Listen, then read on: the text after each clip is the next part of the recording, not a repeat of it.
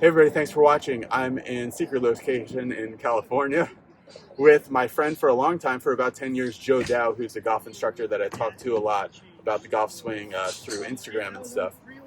And I put out a thing on Instagram, BB_golf show, that you should follow.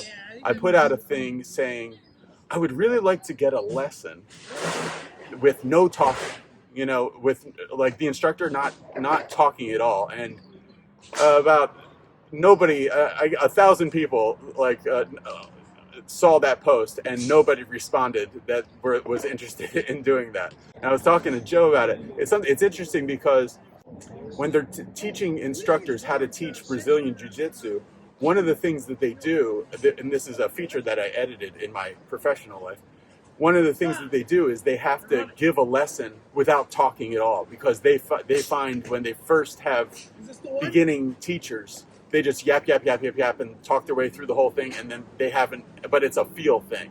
And I was thinking maybe golf is similar to that. So Joe hasn't talked yet, and I'm going to ask Joe, okay, in this next 5 or 10 minutes, Joe, but there'll be no instructions really. He can obviously put his hands on me anything he wants. So Joe, let's get it going right here. So, do you need a club? No. Okay. All right. Cool.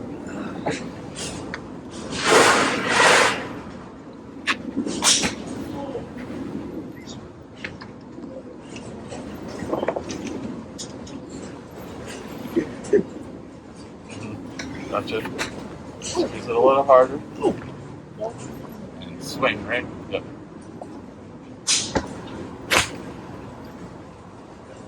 I'm a little nervous of falling over here. Okay.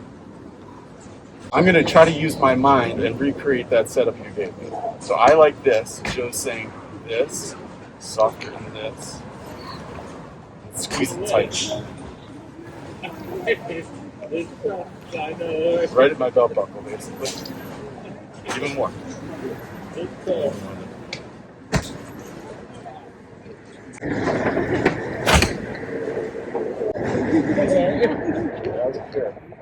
I'm aiming for that light, and I went dead straight at that light.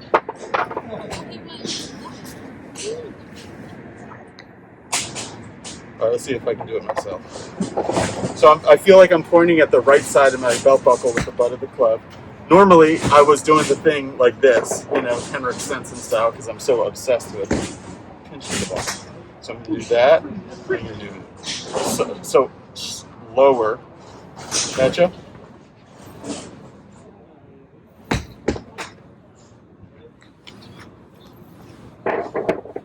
Squeeze it.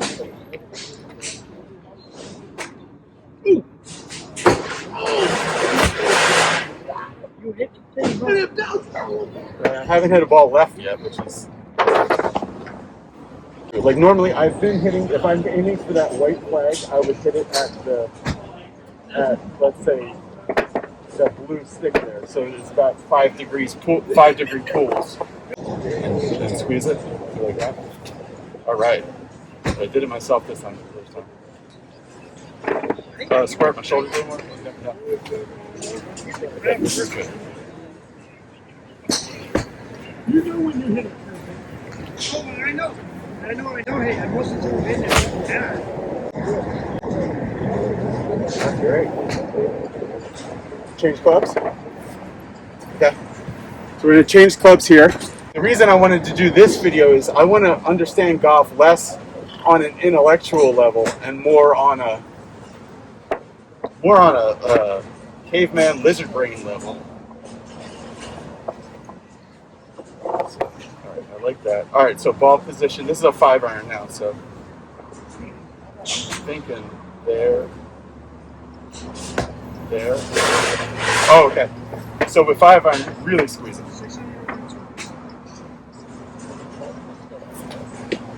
Yeah, I felt it.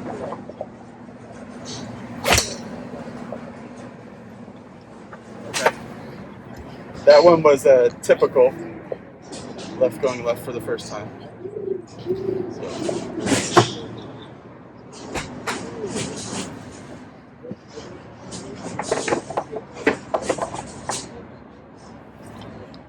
Squeeze hard.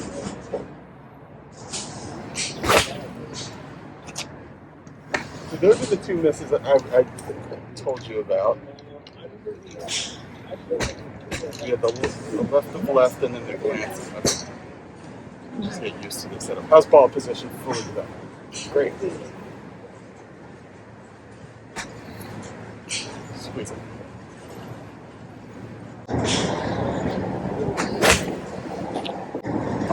That was good. That was good. Now, if I'm to ask my own self, okay, what was the difference between the bad one and the good ones? Just comfort level. The club got longer, and I wasn't very comfortable with the setup, but by the third one I was. Ball position good. Good. There. This way. Oh, both of them. Stand a little closer. Good. All right, squeeze it.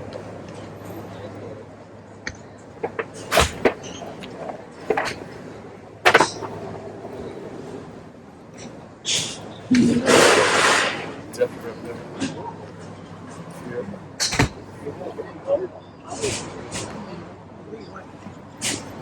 Yeah. Right arm good.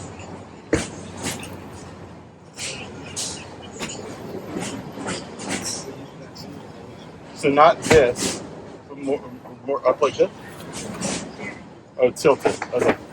Oh no, don't get tilted. Stay level. Squeeze it hard. Good, right?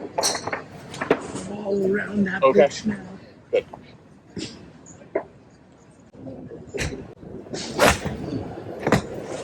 Okay, one thing. Yeah.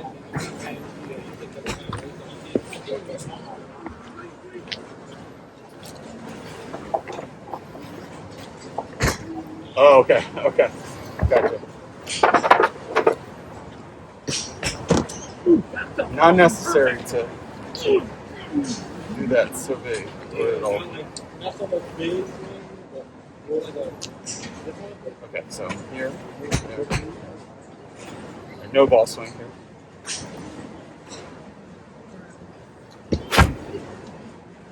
All right.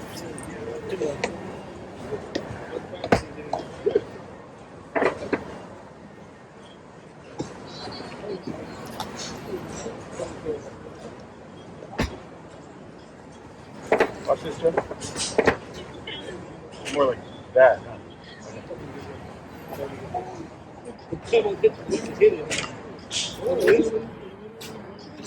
And squeeze it.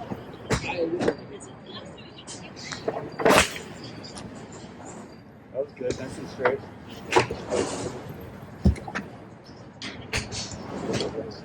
See, I like this because it contains me, because I would have shanked that ball, and then I would have asked the instructor, why did I shank that? I would have gotten 10 minutes about why I shanked it, and then probably in the process ingrained that, even though we're talking about, the thing not to do. So this is actually pretty good. So for everybody that comments that I talk too much, this is 100% Brendan talking in this video so far. So I have to deal with that. Okay, let's see if I can remember what to do. Look in the ball position. Got the handle at my belt buckle. My elbow's going more that way. And I'm not getting too tilted backwards. And I'm going to squeeze it hard. Good.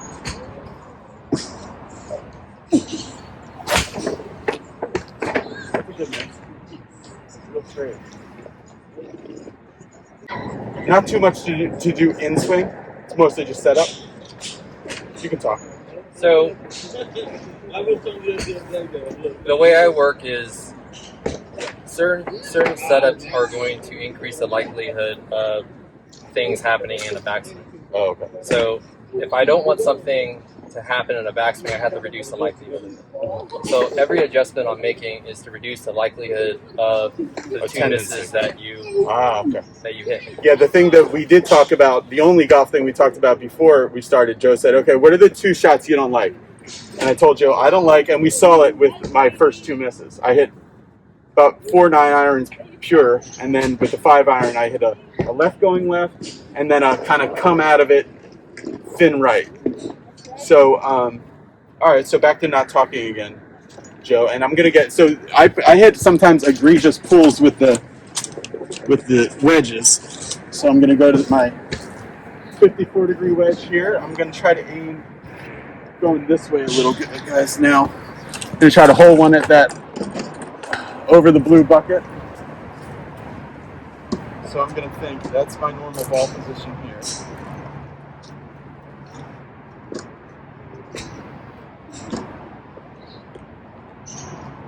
Catch him.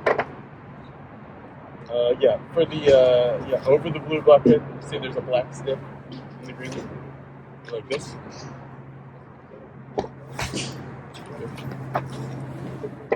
Hands back more. Shift more up. Up that right here. Oh yeah, I'm creeping him. You're right. Good. Oh, squeeze it tight.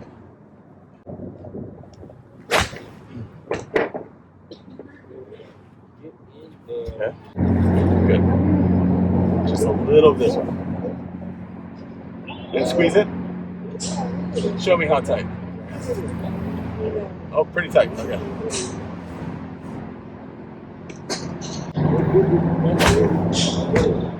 That's good. That's a hole in one for the target.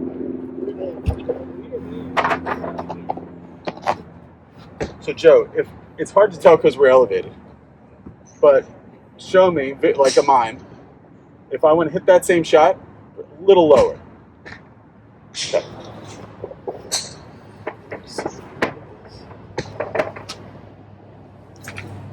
Good. Come closer to the ball. Okay. Hands back. Elbow more this way. If that's what you're doing. Squeeze it hard.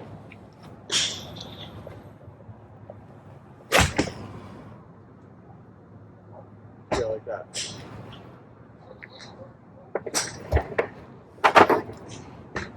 What? Really go low? Try to really hit it low? Okay.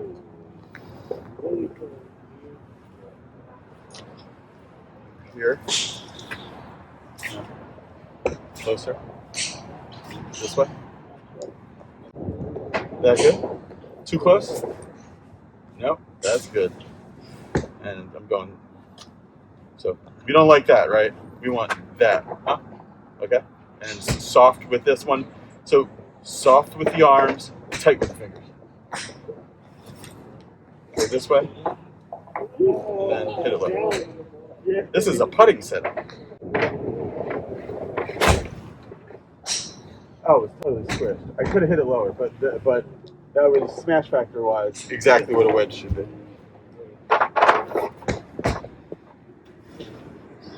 Yeah, it's interesting. I'm here, and if I go like this, I feel like, if I'm going for that blue bucket there, which is about 60 yards, I feel like, okay, I'm going to putt this into that blue bucket. Tight fingers. Really putt this. I'm going to like Zach Johnson putt this, I'm going to feel like.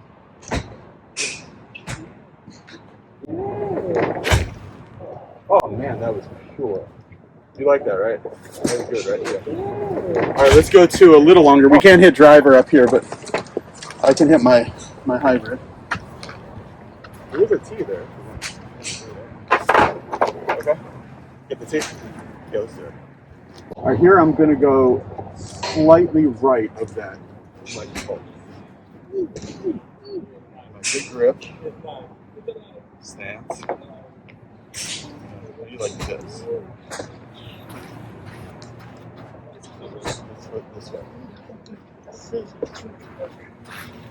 That was too much for my son. You don't like the work. Oh, squat down a little bit. Hands lower.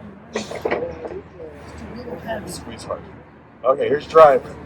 So I was giving a pretty tight grip on 5-iron, but with driver, I am squeezing. And keep squeezing the whole time. Oh, I'm sorry, hands this way. Good?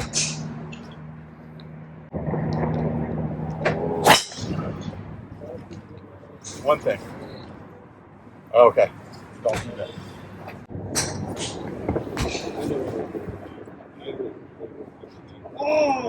pitch. Oh, okay. So I can get my pressure going, but don't do this. Because he's saying this, and I can get my pressure going, but don't. Because look, that's the left. Okay, this is what I'm thinking.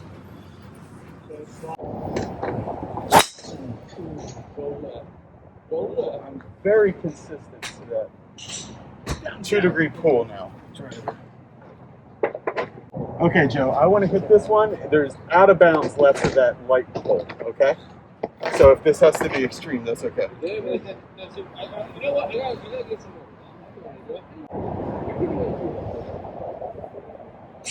Good?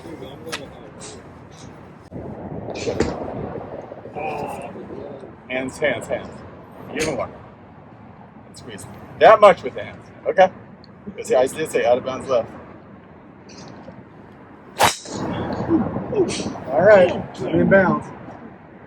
That guaranteed it would not go left. Basically, my setup was like, just set me up like I'm going to hit a ball so they could see the setup for the anti-left setup. Ball position about like that. This is the anti-no left setup. Go a little more forward. This. Oh, perfect. So this is an anti-no left setup, right? All right, good. Right foot has got to go this way. I'm going to ask you an intellectual question a little bit. Am I doing this to get because this is actually square, or am I actually closing a little bit to the target? Am I closing a little bit to the target, or am I getting square? No, neither one. Okay. Good. Just don't pitch right. That was a good one. Now, if I want to hit that same shot, not to be big, but the same shot, but push draw, start to the right, then come to the center. Set me up for that if possible. Okay. Okay, so here's where I have to talk here. Because I'm asking him an intellectual question, so it's not fair. Go ahead. So something like that, I wouldn't advise in the moment, because nothing as set up is going to increase the likelihood of him hitting that shot. There are other factors that need to be addressed in order for me to get him to hit that shot. Right. And so it's important as students of the game to have a goal at the beginning. Our goal at the beginning was to eliminate these two particular shots. And so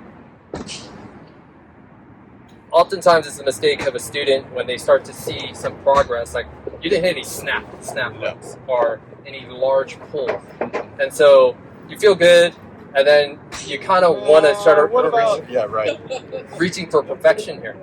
And so in my own game, I would stay here until for quite some time. And I think we accomplished our goal of getting a really good lesson and improving with no words at all. So congratulations, Joe. If you want to talk now, we can talk. That'd be good. So as I'm setting up for this one, Joe, tell us a little bit about yourself as an instructor, and you were kind of on a similar journey that I was with the channel when you first started doing this about 10 years ago, 15. Yeah, I mean, I started the game late. I started the game when I was 22. I was breaking 80 within a calendar year playing golf. I didn't take any lessons. Just my brother and I. He didn't play golf at all. We didn't watch golf. We just went out. We were range rats, and then we would play golf on the weekends. This is back when Tiger Woods was first coming around, and Rec Park was a 6-hour wait list. So as I was telling Brendan as we were walking up, my goal was just to play better than I did the day before. I really didn't have any goals like break 100, break 90, break 80. Those are goals. And you didn't have any swing goals like get better shaft lean or flatten my swing or none of the shallow shaft. Yeah, right. Breaking 100, breaking 90, breaking 80, those are goals that you learn because you start hanging around with golf individuals. And since it was my brother and I, and we didn't have a background in golf, nor do you have any experience in golf, we didn't have traditional goals. So we just went about it where we were just trying to play better than we played the day before. I remember there was a distinct time I was on the golf course and was playing with a random, and he just asked me, how long have you been playing golf? And I go, 10 months. Yeah. And he goes, Possible. how are you playing golf like this in 10 months? And I go, is that good? Is this good? Because I was totally ignorant to what was good golf. Like I said, my goal was just to play better than I played last time. I wasn't watching TV. This is pre-YouTube. So things continue to go well for me. I'm not going to name any names. I received my first set of lessons from an individual that was he was a D1 All-American. He has like 16 course records in tournament play, and in between tour stops, he would help me out. Oh, cool. So it was just random. And so at the time, I believe I was. He was still playing when you were okay. So at the time, I think it was like a four handicap, and he got me to scratch within probably like a three month period. Fast forward, shortly after that, he decides tour life is not for him, and decides to pack up his stuff, go back up to Seattle. Okay. And so I could feel over time, without his tutelage, that my game was slipping slowly. Yeah. To the point where things were getting really bad. And since I was a good player, good players normally surround themselves with other good players. Lesson recommendations came by whoever my buddies were taking lessons from.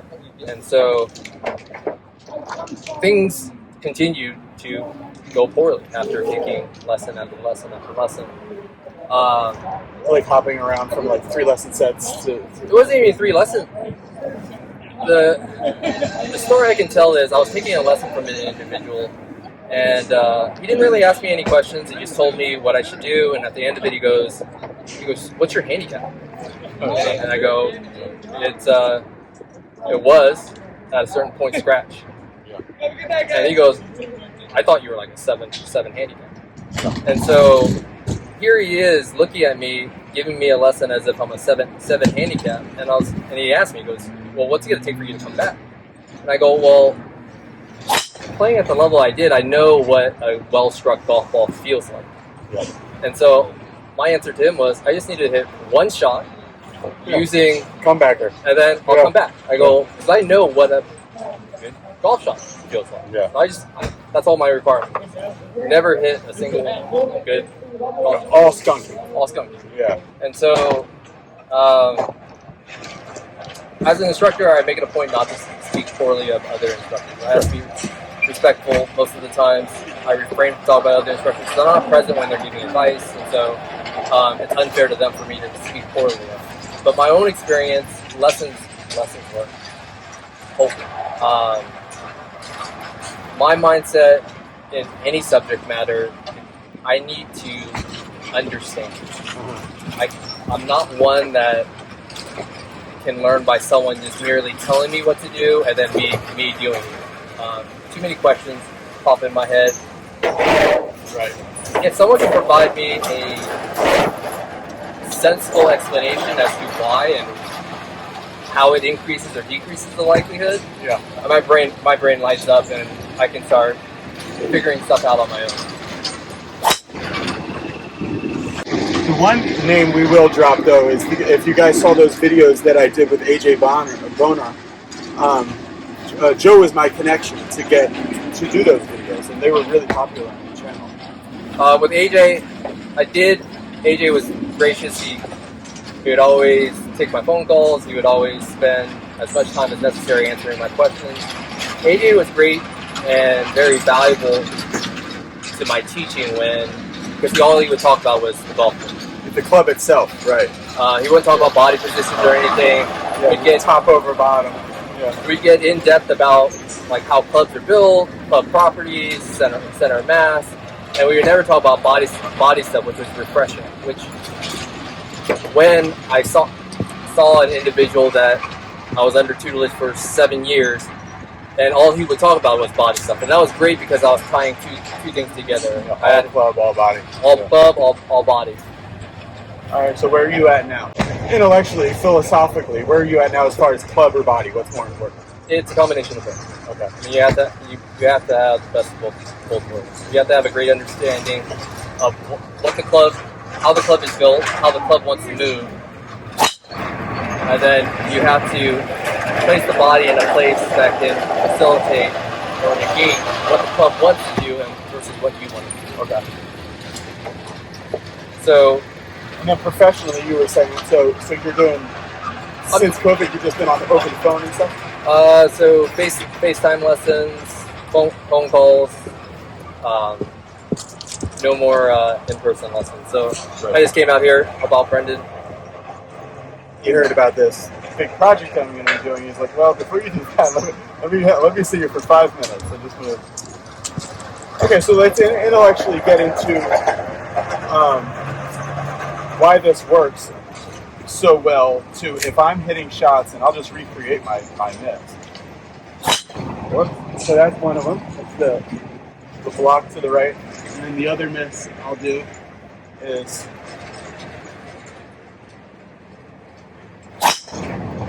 left on left like that. It's a solid field. So why did we make the changes we did when you weren't talking? So the two misses that Brendan is facing is because the club face is at a certain point in his golf swing. It's too open. And so the left miss and the right miss, they're going to fool Brendan into believing that they're two different causes for those misses. Okay. But it's just two different reactions to the same problem. So when Brendan gets his club face open, he's going to have a reaction where he tries to shut it down as quickly as possible. And that's going to possibly, when he starts to overly close it, leads to his pulls or his pull hooks. Yeah. If that happens to be his first shot that he sees on the range or on the golf course, he's going to mentally say, I don't like that shot. Yeah. And then your brain goes, well, you don't want to miss a left. So then you're not going to make an effort, or you're going to reduce your effort to do what with the club face. Not going to miss a left, I'm going to hold it open or just leave it alone? Leave it alone, yeah. Right? Yeah. And so if your club face is already too severely open, now that leads to your shot out that way, outright. Okay? So my two choices from being too open is flash shut, hook to time it. I mean, if I want to hit it straight, that's really it. That's the only thing I do. I mean, you're basically with where your club is. Yeah. You're asking for 1 out of 50 balls going in. So you want to understand why the changes I made reduce the likelihood. Yeah. So. Yeah. So with the way this golf club is built, okay, if I just lay it on my hands and I let go of it with my right hand, so I'm gonna locate. This is pretty much the balance point. You see it? Yep. This is pretty much the balance point, and then I'm just gonna hold the toe up. Okay. Okay. So if I let go of it, what's this club gonna do? It's going to balance on your hand. Is it gonna balance on my hand? Oh no!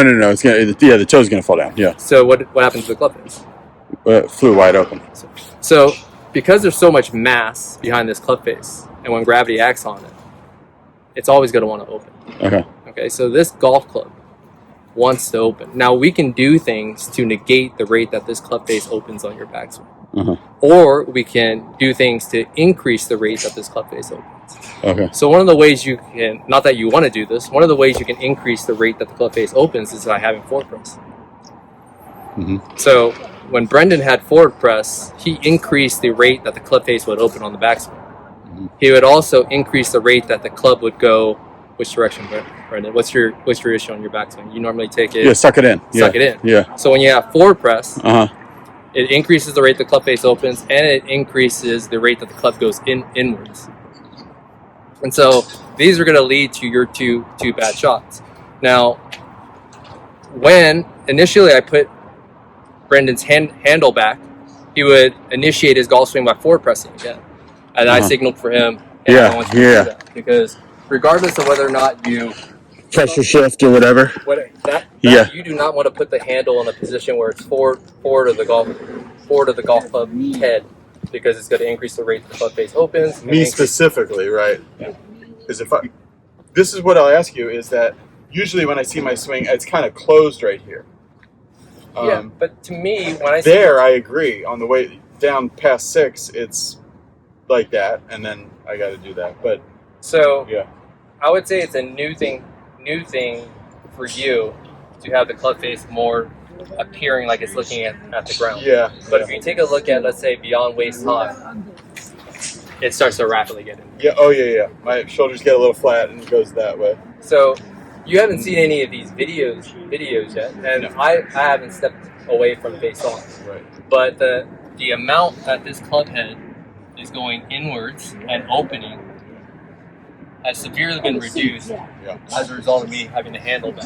How about the elbow? What were we doing with the elbow? So when your right arm is in this fashion, when it's rotated externally. Okay, so if I didn't have my shirt on, you would see the inside of my elbow. Yeah. Right.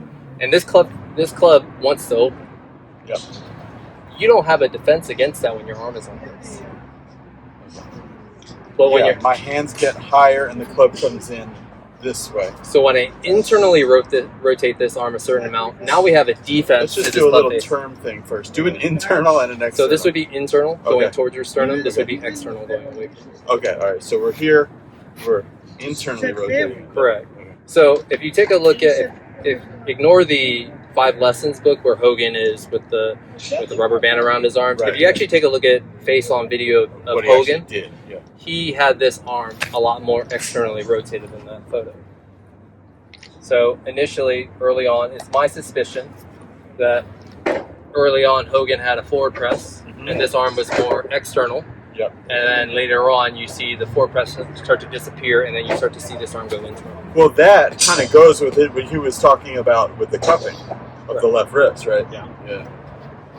So because you can much easily get from here to what he would want in the Life magazine thing, rather than if you're here, you wouldn't. You know? So depending on the individual, let's say everybody has a different amount or different rate that they'll go inside and open up the face. So if a person gets severe, and sometimes you got severe, how severe did I get with the handle being back? Oh yeah, yeah. If I didn't want it to go left, I mean, we went from the thing I really noticed it on was the wedge shots. I mean that really good looking 60, 70-yard wedge shot.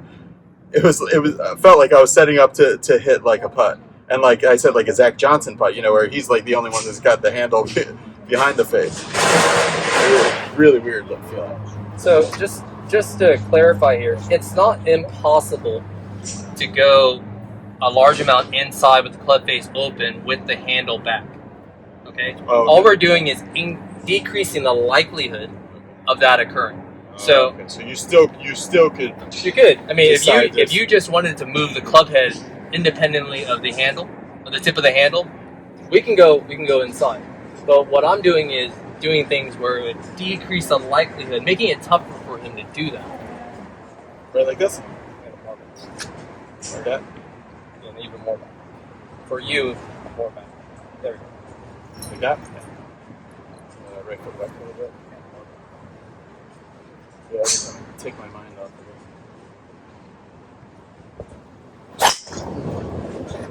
of it. So, the reason why I'm asking you to even have it more back is the amount of creep that you'll get.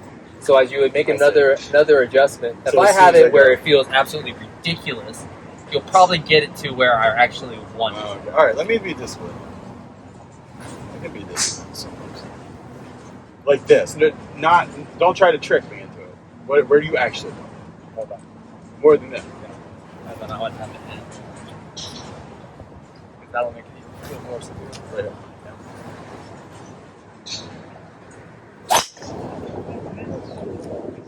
I was more disciplined than I first flipped there.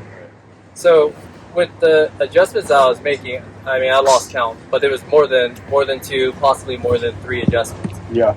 So the tough thing about it is, let's say, with any instructor, they have this knowledge base, right? Yeah. And it's not going to be knowledge consisting of four factors, right? I have to be an unbelievably disciplined individual in my own practice because sometimes my brain wants to chase the 5th factor, the 4th factor, and I have to stay especially when they start hitting it bad. Correct. Even though let's take care of those. So it doesn't matter how good of a player you are at home or whenever I'm practicing. I'm at most working on 2 things. Handle back. Right there.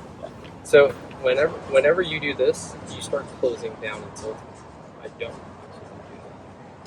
still there. So you'll bring your Yeah, what are your you elbow doing when you're closer. touching my shoulders? You're leveling me outward? Yeah. So every time you try to get a little bit more external with the right arm, you'll drop your right shoulder. Like this? Yeah. And I don't want to go like that. I just want you to relax that right arm, which will get it to go internal. Oh, okay. If I just let it relax. There we go. Oh, okay. Yep.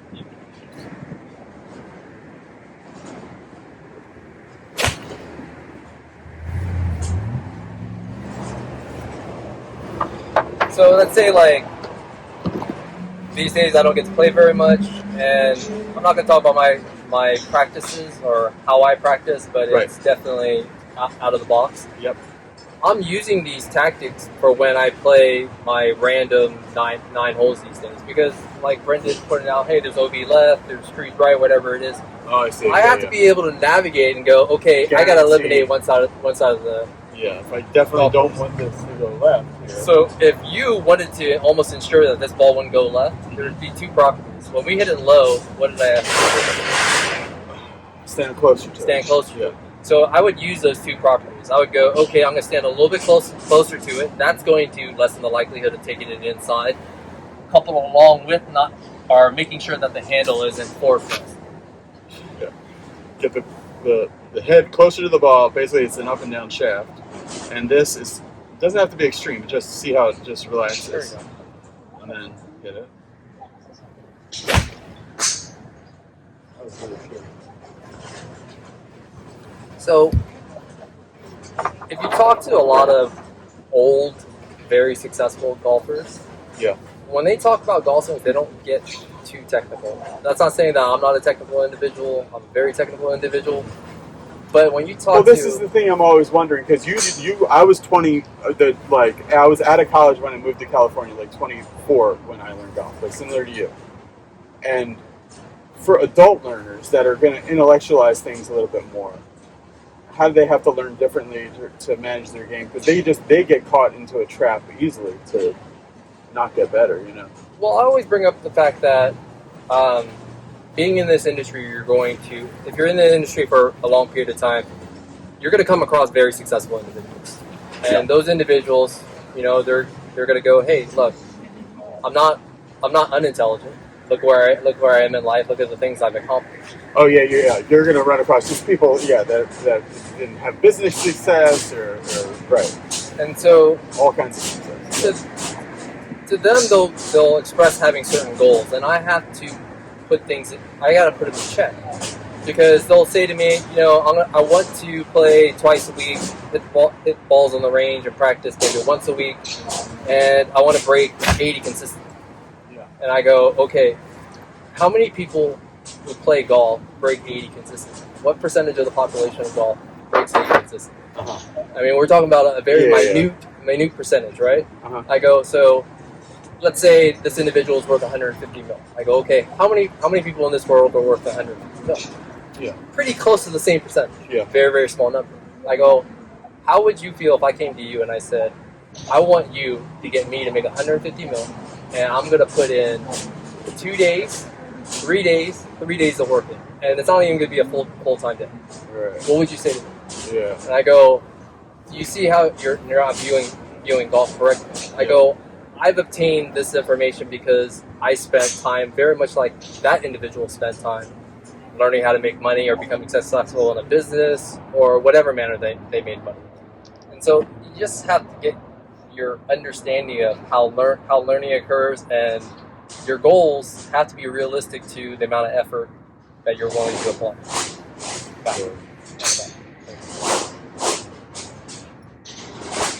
Does that look as weird as it feels? So, if you want me to take a photo of this feels ridiculous.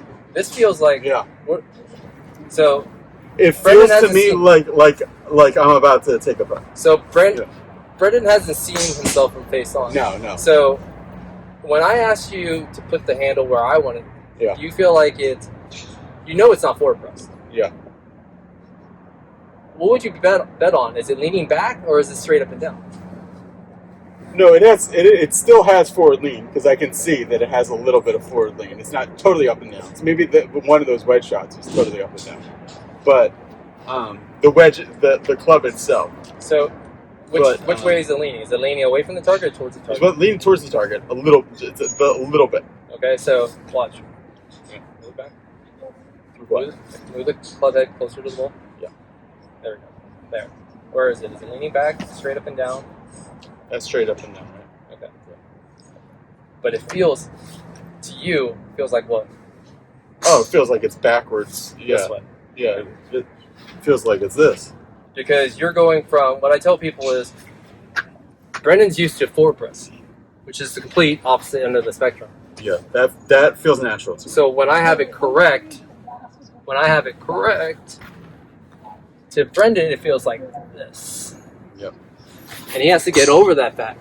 Now, he has to monitor that by taking video face on to make sure it actually doesn't get to a point where it's here. Yeah.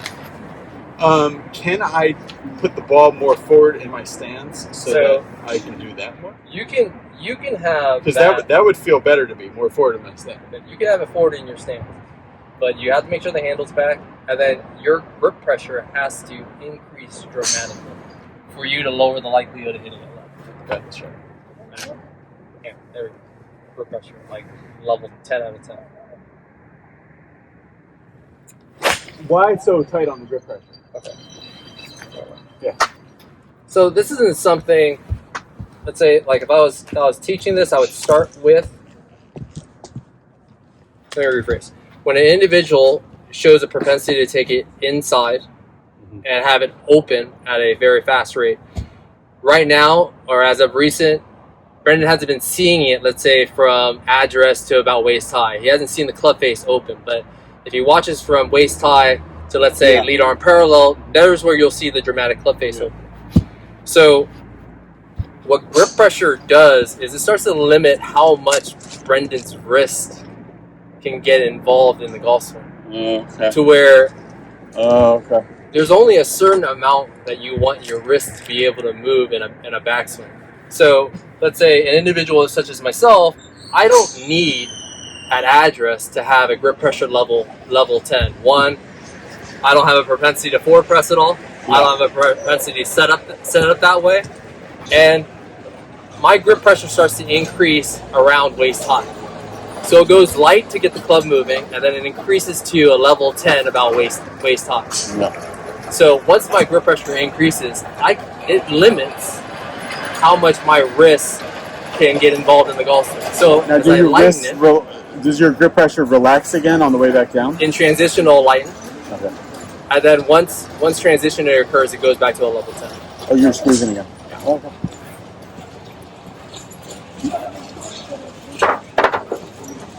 Because just to illustrate, go ahead and grip it at a level 10.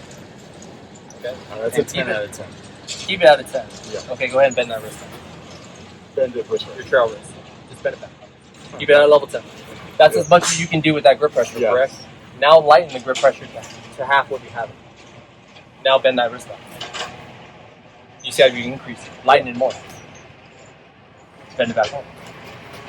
So as this, what's the only thing that's moving between the handle and the club head when you're bending that wrist? Between the handle and the club head? Which one's the only thing moving when you're bending that wrist? Which end? Which end of the golf club? Oh, okay, yeah, the head. So when this club head is outracing the movement of the handle, what's this club face going to do? It's got to close. Ah, watch. It's going to start what? Opening. It's going to start opening. Okay. So if I keep him at a 10 out of 10, he can bend his wrist, but he can only bend his wrist so much. Yeah. So from here, how are we going to move the golf club? Can you move it with your wrist anymore? No. What else? Now something else has to get involved to move this golf club, correct? Yep, my whole. Now everything. Now take a look. This doesn't want to go away. That way. Doesn't want to go here. So now other things need to get involved in order to move that golf club. The tighter grip. A lot tighter grip. So I have a saying: when something is moving too much, it's trying to make up for something that's what? Something's moving too much. It's trying to make up for something that's too stable. That's not moving enough. Oh yeah, right. Okay. Yeah. So that's why when Brendan asked about hitting a draw, I stopped it there and I said, okay, that gets. Well, that would be different. Yeah. Kind of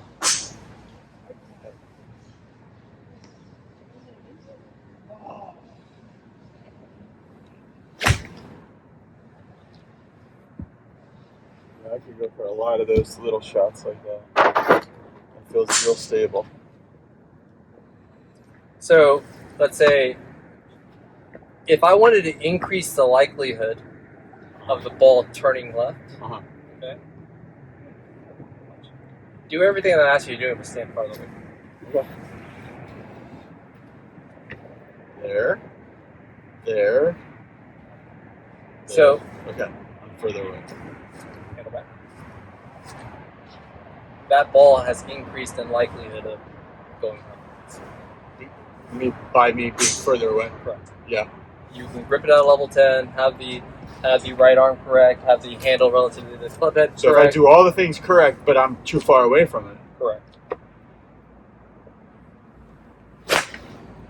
Or that shot, which is the same shot. It's the same shot. Why is it Because, the same shot? meaning that club Like, face like was... the two misses I told you about was the same yeah, so shot. if we take a look at that swing, okay, we're going to see, let's say, waist high, the club head's going to be a lot lower or higher, you think? At waist high. What do you mean? The So on club's the at waist high. Yeah. On the downswing, do you think that club head was lower or the same as when you were closer to the golf ball? You mean when my hands are at waist high? Yeah, on the downswing. Okay. Dude, that club head was down in here. Okay. Increasing the likelihood of that shot. Because you're farther away from that golf ball, correct? Mm-hmm. So this club center mass Yeah. is farther away from your own Yep. Center. your own mass. center of Yeah. mass. When that club center of mass is farther away from your center of mass, it takes a lot more physical strength in order to what? Get it to the ball. Correct. So if you wanted to stand that far away, you would have to go beyond what you feel is a level 10 grip, and you would have to give me a level 15 grip in order to lower the likelihood of that ball going left. And so if he does it correctly here, now the ball will just go higher. It'll just go higher, but he has to give me the literal death grip.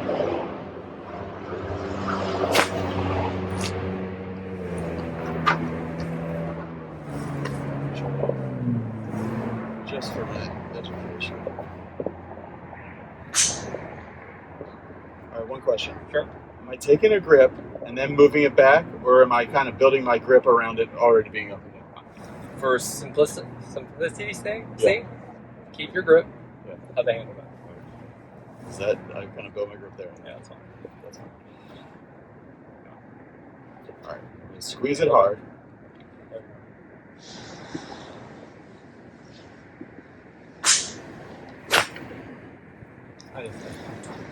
It's tough. Yeah, it might not be fun.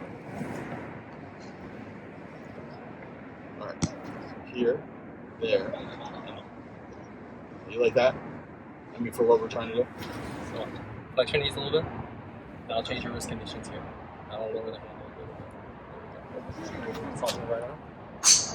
Good. Level 15.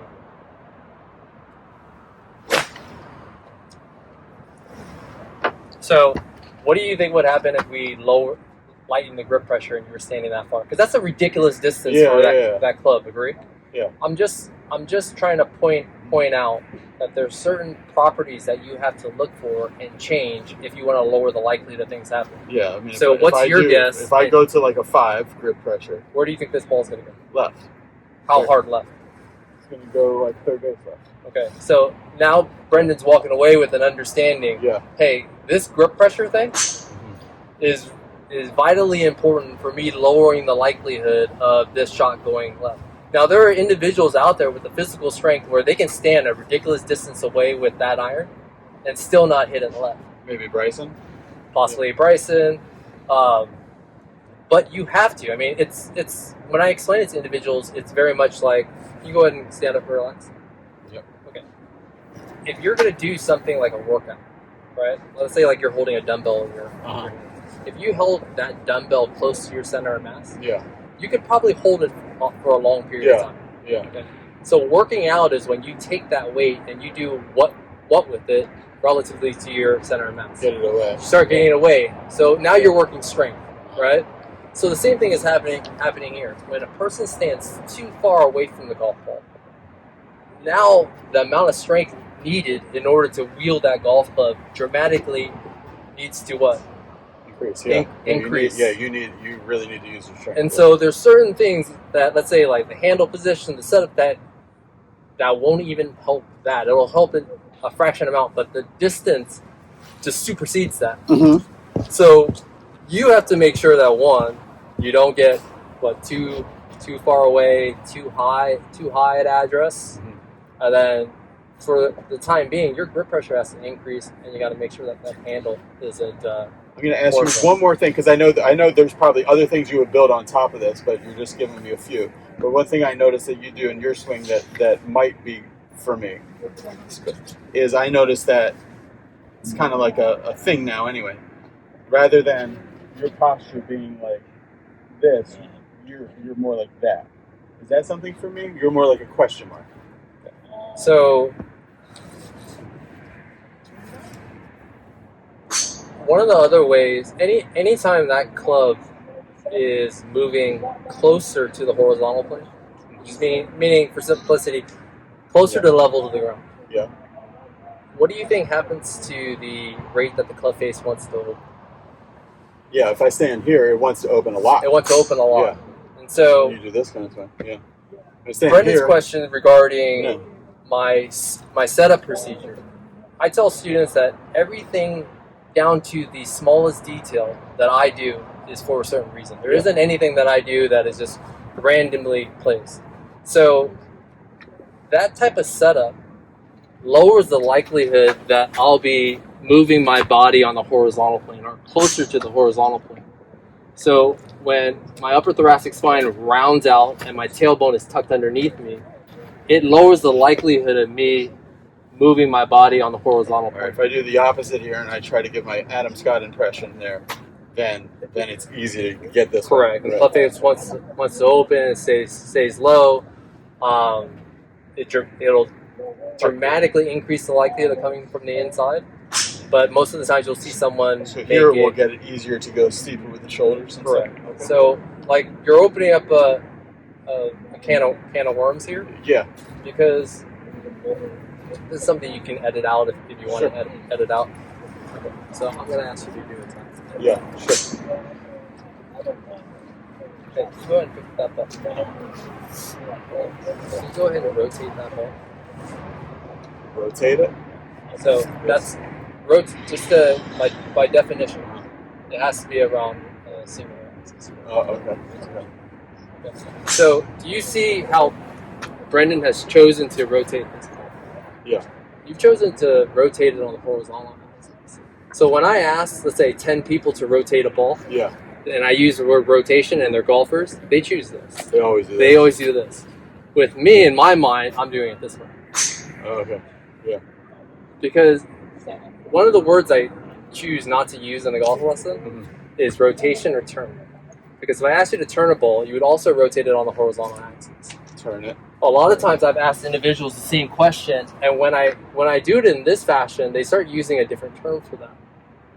They go, "Oh, you're twirling it," or "Oh, you're spinning it." Spiral That's not. Then they think about it. I go, "No, it's rotation." Yeah. What I'm getting to is when you think of rotation, when your brain thinks of the word rotation, it thinks of a movement on the horizontal axis. Well, that's why, like on the channel for a long time, I was totally done with rotation because everybody, when you say, "Oh, all you need is more rotation," just do that. Correct, because right that's. away. I mean, certain words have certain connotations. Yeah. So let's say an individual, one of my students asked me, he goes, "Hey Joe, what do you think about?" He goes, "Like, how much do you think about rotation?" I go, "I don't think about rotation. I never think about rotation." I go, "Rotation never comes in my mind." If you want to see that yourself, like you're going to go back and take a look at this, you want to see yourself make a body motion on a better plane, because you've been struggling with rotating on a more horizontal axis, or closer to flatter shoulders, So here's what I'm going to ask you to do.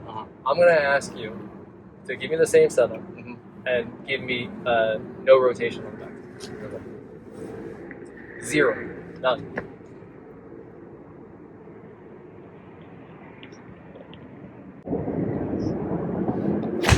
So when you go back home and you take a look at that, you're going to see that you actually did rotate but the plane of rotation changes.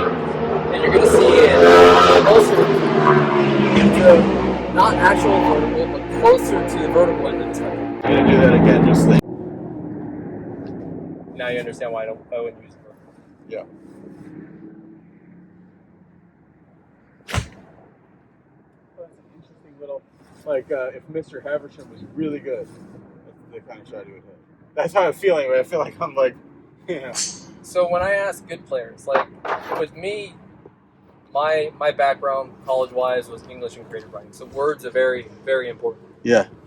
So I don't use words, just throw out any type of word. If I use a word, I use it specifically because it has a certain connotation or a certain meaning. So when I ask good players, the only time I hear good players mention rotation is when they're not swinging club well. Yeah, you're right. That's true. When When just not rotating. Right. Yeah. It comes in as a fix. Oh, this shot has been created because there's a lack of rotation, whatever it may be.